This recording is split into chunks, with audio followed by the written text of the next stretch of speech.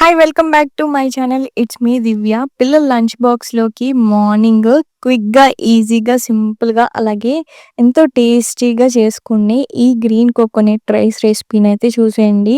చాలా సింపుల్‌గా చేసేసుకోవచ్చు. ముందుగా అయితే ఒక మిక్సీ జార్‌లోకి ఇలాగా నేను చూపిస్తున్న విధంగా క్వాంటిటీస్‌తో తీసుకోండి. ఇదైతే ఒక హాఫ్ గ్లాస్ రైస్‌కి సరిపోతుందనమాట. ఒక చిన్న సైజు కొబ్బరి ముక్కల్ని, పచ్చి కొబ్బరి ముక్కల్ని కట్ చేసి వేసుకోండి. దీంట్లోనే ఒక 3 పచ్చిమిర్చి అలాగే కొంచెం అంత కొత్తిమీరని కూడా యాడ్ చేసుకొని, ఒక హాఫ్ టీ స్పూన్ జీలకర్ర అలాగే దీంట్లోనే 1 టీ స్పూన్ వరకు సాల్ట్‌ని కూడా వేసుకోవాలి. నేనిక్కడ రాక్ సాల్ట్ అయితే యాడ్ చేసుకుంటున్నాను. సో, ఇదంతా కూడా మిక్సీకి అయితే వేసుకోవాలి. కొంచెం కోర్స్‌గా గ్రైండ్ చేసుకోండి. ఎలాంటి వాటర్ కూడా యాడ్ చేయకుండా ఇలాగ వేసుకుంటే మంచిగా ఇలాగా మనకి గ్రైండ్ అయిపోతుందనమాట. ఇప్పుడు స్టవ్ మీద కళాయి పెట్టుకొని దీంట్లోకి ఒక 2-3 టేబుల్ స్పూన్స్ వరకు ఆయిల్ యాడ్ చేసుకొని, దీంట్లోనే చూపిస్తున్న పల్లీలు అలాగే శనగపప్పు, మినపప్పు, ఆవాలు, జీలకర్ర అన్నీ కూడా యాడ్ చేసుకొని మీడియం ఫ్లేమ్‌లో ఇవి కొంచెం దోరగా ఫ్రై అయ్యేంత వరకు కూడా చక్కగా మంచిగా ఫ్రై చేసుకోండి. పప్పులు మంచిగా ఫ్రై అవుతే పిల్లలు కూడా ఇష్టంగా తింటారు కదా! సో, పప్పులు కొంచెం ఎక్కువగా వేసుకోండి. లంచ్ బాక్స్‌లోకి చాలా అంటే చాలా టేస్టీగా ఉంటుంది. దీంట్లోనే ఒక 5, 6 జీడిపప్పులను కూడా యాడ్ చేసుకుంటే చక్కగా మంచిగా ఇవి కూడా ఫ్లేవర్ వస్తుంది. కరివేపాకు, ఎండుమిర్చిని కూడా కట్ చేసుకొని ఈ విధంగా అయితే యాడ్ చేసుకొని ఇవి కూడా కొంచెం ఫ్రై అయ్యేంత వరకు లో ఫ్లేమ్‌లో పెట్టుకొని కొంచెం ఫ్రై చేసుకుంటే బాగా ఫ్రై అవుతాయి.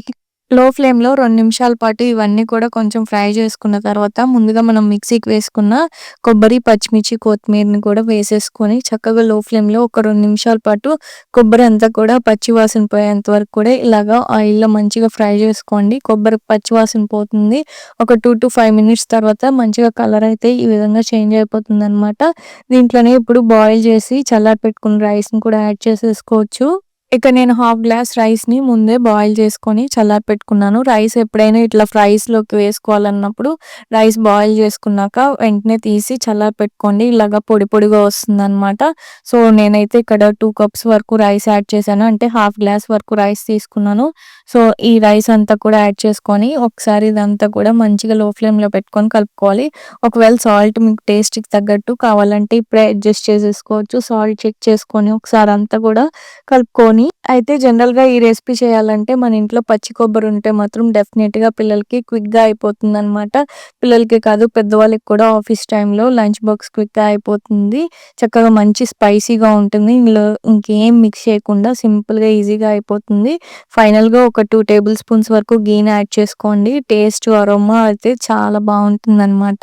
గీని యాడ్ చేసుకొని స్టవ్ ఆఫ్ చేసేసుకొని సర్వ్ చేసేసుకోవటమే. వేడి వేడిగా అయినా గానీ చల్లారిన తర్వాత కూడా మంచిగా తినడానికైతే చాలా బావుంటుందనమాట. ఈ గ్రీన్ కోకోనట్ రైస్ రెసిపీ అయితే చూసేసారు కదా!